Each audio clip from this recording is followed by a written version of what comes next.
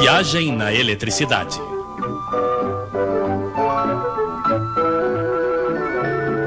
A eletricidade em movimento. Hoje, para variar, que tal falarmos de espaguetes, hein? Então vamos lá. De um lado, nós, os consumidores de espaguetes.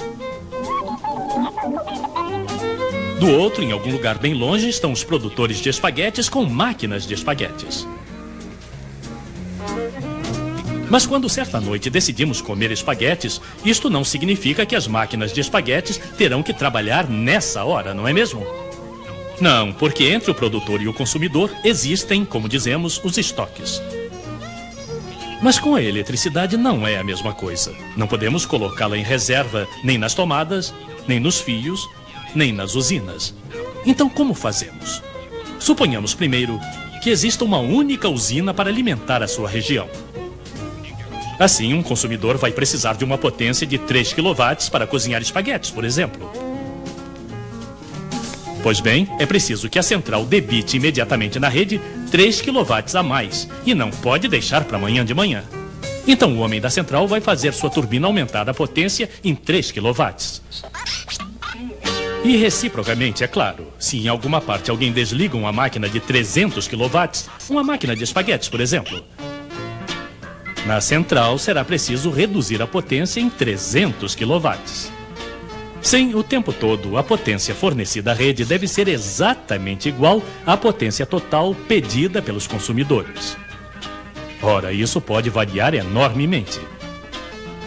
Para dar um exemplo, vamos supor que grandes nuvens chegam à região, não se vê mais direito, começa a fazer frio. As pessoas vão acender as luzes, assistir à TV, os aquecedores elétricos vão ser ligados. Isto vai exigir não sei quantos megawatts a mais. Isto é, bruscamente vai haver um excesso de demanda. Ora, uma central elétrica não é como um carro. E subir e descer bruscamente a potência não é muito bom para as centrais. Salvo, é claro, se elas forem previstas para isso. Mas, felizmente, eu fiz um trato com meu colega da região ao lado e ele me fornece eletricidade. Um pouco mais tarde, a nuvem chega até ele. Aí, é a minha vez de fornecer-lhe eletricidade. As nossas duas centrais são, como se diz, interligadas. E ao invés de termos dois excessos de demanda bruscas, temos algo bem melhor. Então, o que se faz com duas centrais se pode fazer ao nível do país inteiro. Muitas centrais, uma rede de interligações que coloca em comum a produção de todas elas. Mas não podemos pedir aos homens de todas as centrais que passem seu tempo se telefonando para ficarem sincronizados. Não, há outros homens que se ocupam apenas disso.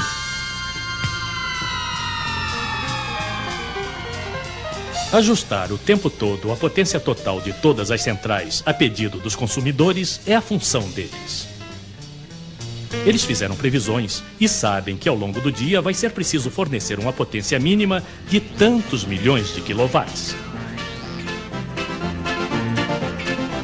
Esta produção de base, como é chamada, vai ser garantida prioritariamente com as centrais mais econômicas.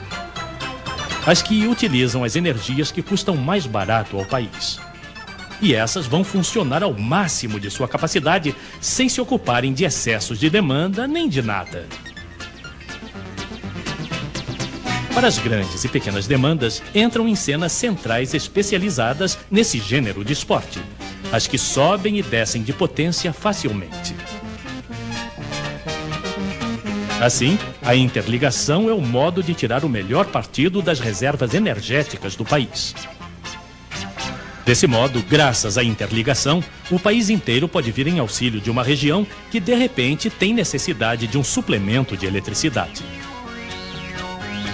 Não, a energia elétrica não pode ser estocada como a água ou como os espaguetes. Mas, em compensação, pode ser transportada de um lado ao outro do país na velocidade da luz, coisa que não se pode fazer com os espaguetes.